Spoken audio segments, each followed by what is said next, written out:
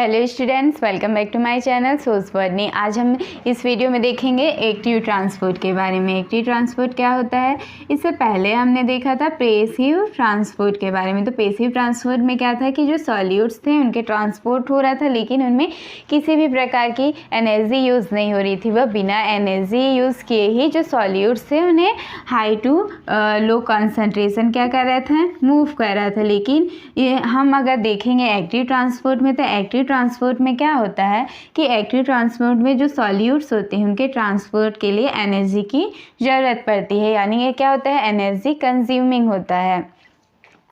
तो active transport में अगर हम देखेंगे तो यह क्या करता है कि जो भी सॉल्यूट्स होती हैं उन्हें low to high low to high concentration में मूव ट्रांसपोर्ट करता है, यानी जो सॉल्यूट्स हैं वो लो कंसंट्रेशन से हाई कंसंट्रेशन में ट्रांसपोर्ट होंगी। तो ये क्या होगा, लो टू हाई, यानी क्या होगा, यह थर्मोडायनेमिकली फेवरेबल नहीं है, क्योंकि जो मॉलिक्यूल्स हैं वो हाई टू लो तो जा सकते हैं, लेकिन अगर लो टू हाई कंसंट्रेशन में उन्हें मूव कराना पड़ता है तो उन्हें क्या करने की ज़रूरत होती है, एनर्जी देने की ज़रूरत होती है, तभी वो क्या करेंगे, लो टू हाई कंसंट्रेशन मूव करेंगे। तो एनर्जी कहाँ से आएगा, तो एनर्जी का सोर्स हम देखते हैं। तो एनर्जी सोर्स क्या है, मुख्य सोर्स क्या है, एटीपी एडेनोसिन ट्राईफॉस्फेट। तो जो एटीपी होती है, तो एटीपी के ब्रेकडाउन से, इनके टूटने से जो एनर्जी रिलीज होती है, उसी एनर्जी का यूज करके ये क्या करेंगे, जो सॉल्यूट्स होती हैं उन्हें लो टू हाई कंसंट्रेशन में क्या करते हैं, मूव करते हैं, उनका ट्रांसपोर्ट करते हैं।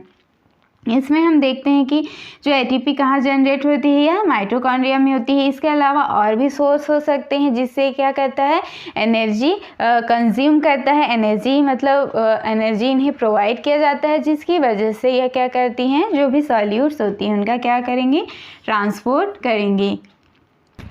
एक्टिव ट्रांसपोर्ट को आगे हम डायग्राम के थ्रू देखेंगे कि यह जो ट्रांसपोर्ट है उसमें सॉल्यूट्स किस तरह से मूव करते हैं।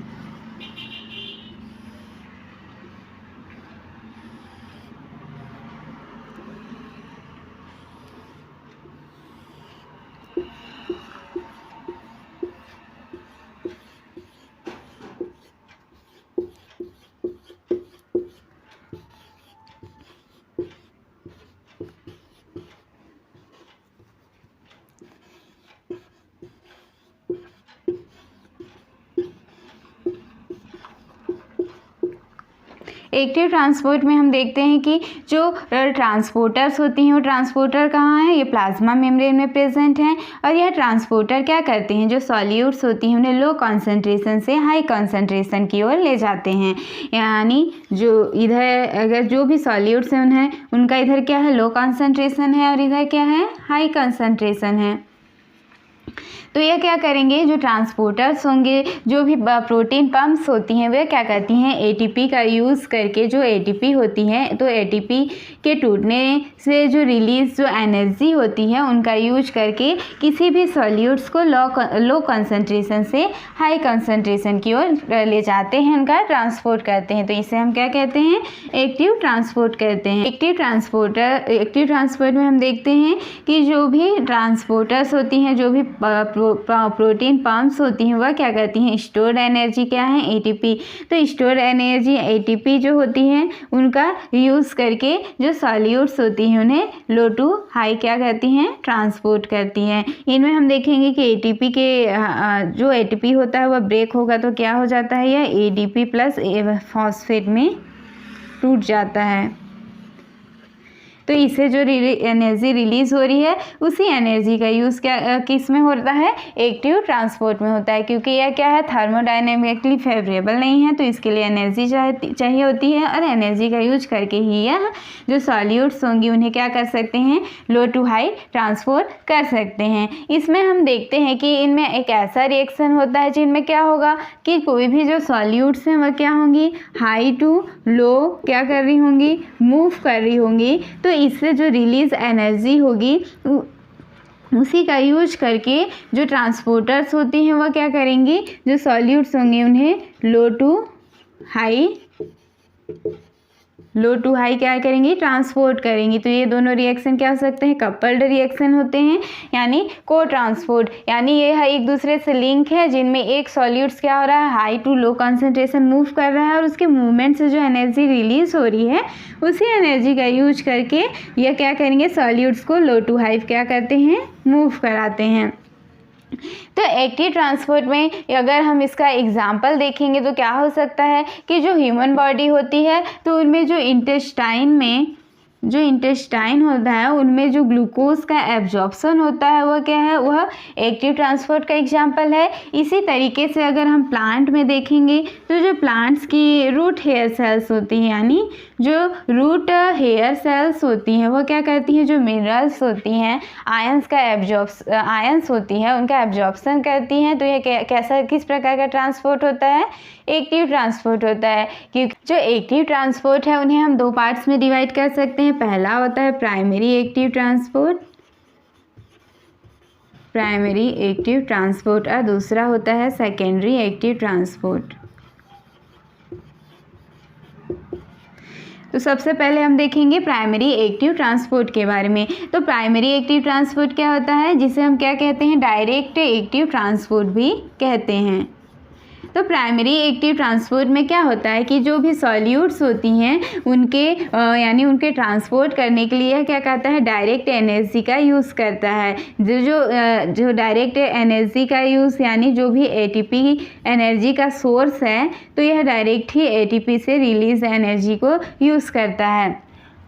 तो इसे हम क्या कहते हैं, प्राइमरी एक्टिव ट्रांसपोर्ट कहते हैं। इसमें जो Na+ K+ Ca2+ Mg2+ जो आयंस होती है उनका ट्रांसपोर्ट प्राइमरी एक्टिव ट्रांसपोर्ट द्वारा ही होता है। इसमें हम देखेंगे कि जो सोडियम पोटेशियम पंप होती हैं, कैल्शियम पंप होती हैं, वह प्राइमरी एक्टिव ट्रांसपोर्ट के एग्जाम्पल हैं, और यह डायरेक्टली एटीपी का यूज़ करता है, इसलिए इसे हम डायरेक्ट एक्टिव ट्रांसपोर्ट भी कहते हैं।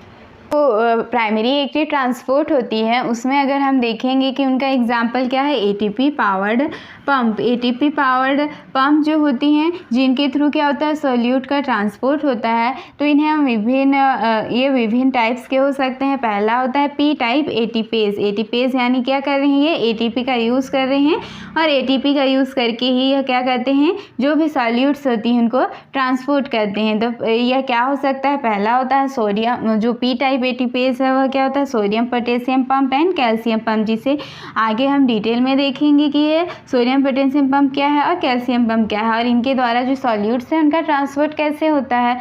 उसके बाद सेकेंड हम देखते हैं एफ टाइप एटीपेज, इसका है माइटोकॉन्ड्रियल एटीपी सिंथेज, और एक होता है क्लोरोप्लास्ट एटीपी सिंथेज। उसी में थर्ड हम देखते हैं वी एटीपेज, तो यह क्या होता है, वैक्यूलर एटीपेज। फोर्थ होता है एबीसी, जिसे एटीपी बाइंडिंग कैसेट भी कहते हैं, एबीसी ट्रांसपोर्टर्स। तो यह विभिन्न पंप्स होती हैं जिनके हेल्प से क्या होता है, जो सॉल्यूट्स होती हैं वह उनका ट्रांसपोर्ट होता है। कैसे, अगेंस्ट दी कॉन्सेंट्रेशन ग्रेडियंट, और ये क्या होंगी, लो टू हाई कॉन्सेंट्रेशन ही मूव करती हैं। इसके बाद हम देखेंगे सेकेंडरी एक्टिव ट्रांसपोर्ट के बारे में। सेकेंडरी एक्टिव ट्रांसपोर्ट तो सेकेंडरी एक्टिव ट्रांसपोर्ट में क्या होता है, इसमें हम देखते हैं कि कोई भी एक मॉलिक्यूल्स का ट्रांसपोर्ट हाई टू लो हो रहा है। तो एक मॉलिक्यूल्स जिसका ट्रांसपोर्ट हाई टू लो होता है, तो यह क्या है, थर्मोडायनेमिकली फेवरेबल है, और इस मॉलिक्यूल्स के ट्रांसपोर्ट से जो एनर्जी रिलीज होती है उसी एनर्जी का यूज़ करके दूसरा मॉलिक्यूल्स जो लो टू क्या होता है, लो टू हाई कॉन्सेंट्रेशन ट्रांसपोर्ट होता है। तो इसे हम क्या कहते हैं, सेकेंडरी एक्टिव ट्रांसपोर्ट कहते हैं। तो इनमें क्या होता है, जो सॉल्यूट्स के ट्रांसपोर्ट के लिए क्या कर रही है, इनडायरेक्टली रूप से एनर्जी को यूज़ कर रही है, क्योंकि यह डायरेक्ट तो एटीपी से जो एटीपी का यूज़ नहीं करती है, यह क्या करती है, जो एक मॉलिक्यूल्स के ट्रांसपोर्ट से जो एनर्जी रिलीज होती है उसी एनर्जी का यूज़ करके यह जो दूसरे सॉल्यूट्स होती हैं उन्हें लो टू हाई कॉन्सेंट्रेशन क्या करती है, ट्रांसपोर्ट करती है। तो इसे हम क्या कहते हैं, सेकेंडरी एक्टिव एक्टिव ट्रांसपोर्ट कहते हैं और यह इनडायरेक्टली रूप से एनर्जी का क्या कर रही है, यूज़ कर रही है। तो इसमें हम देखेंगे कि जो सेकेंडरी एक्टिव ट्रांसपोर्ट है, तो इनमें जो सॉल्यूट्स के ट्रांसपोर्ट के लिए इलेक्ट्रोकेमिकल ग्रेडियंट एनर्जी का यूज़ करते हैं। तो इलेक्ट्रोकेमिकल ग्रेडियंट क्या होता है, इलेक्ट्रोकेमिकल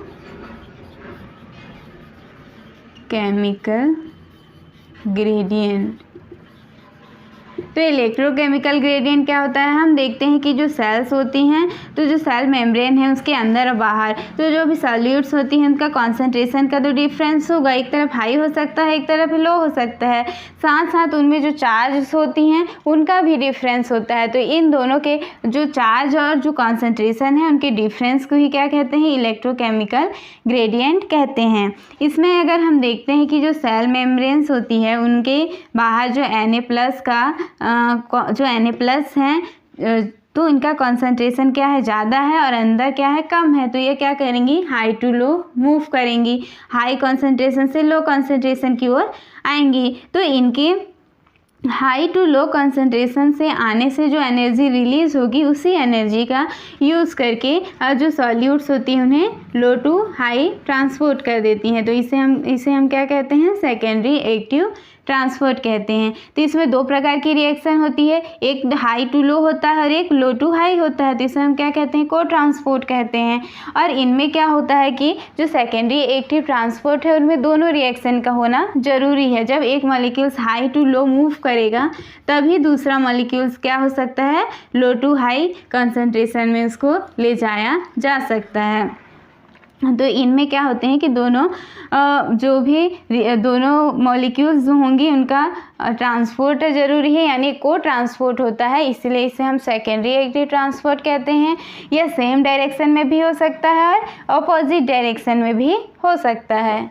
इस प्रकार से हम देखते हैं कि जो प्राइमरी एक्टिव ट्रांसपोर्ट होता है उनमें क्या होता है कि एक सॉल्यूट्स का भी ट्रांसपोर्ट हो सकता है और एक से अधिक दो सॉल्यूट का भी ट्रांसपोर्ट हो सकता है। इनमें कंपलसरी नहीं होता है कि दो सॉल्यूट का ही ट्रांसपोर्ट होगा, लेकिन जो सेकेंडरी एक्टिव ट्रांसपोर्ट है उनमें क्या होता है, दो सॉल्यूट का ट्रांसपोर्ट कंपलसरी है, क्योंकि एक जो सॉल्यूट्स हैं वो हाई टू लो आएंगी तभी जो दूसरा सॉल्यूट्स है उसी एनर्जी का यूज़ करके फिर लो टू हाई कंसंट्रेशन में उनका ट्रांसपोर्ट होगा। तो ये क्या होता है, वो ट्रांसपोर्ट होता है जिनमें दो सॉल्यूट्स होती हैं उनका ट्रांसपोर्ट कंपलसरी है, ज़रूरी है। इसके बाद नेक्स्ट वीडियो में हम देखेंगे एटीपी पावर्ड पंप्स के बारे में, जिनमें जो एग्जांपल जैसे सोडियम पोटेशियम पंप है, कैल्शियम पंप क्या होता है, एबीसी ट्रांसपोर्टर्स क्या होता है, इन सबको नेक्स्ट वीडियो में हम डिटेल में देखेंगे। इसकी जो पीडीएफ है उसका लिंक आपको डिस्क्रिप्शन में मिल जाएगा, आप वहाँ से जाकर डाउनलोड कर सकते हैं। आप टेलीग्राम और इंस्टाग्राम से भी जुड़ सकते हैं, इसका लिंक भी डिस्क्रिप्शन में दिया हुआ है। अगर आपको वीडियो पसंद आएगी तो प्लीज़ मेरे चैनल को सब्सक्राइब कर दीजिएगा। Thanks for watching.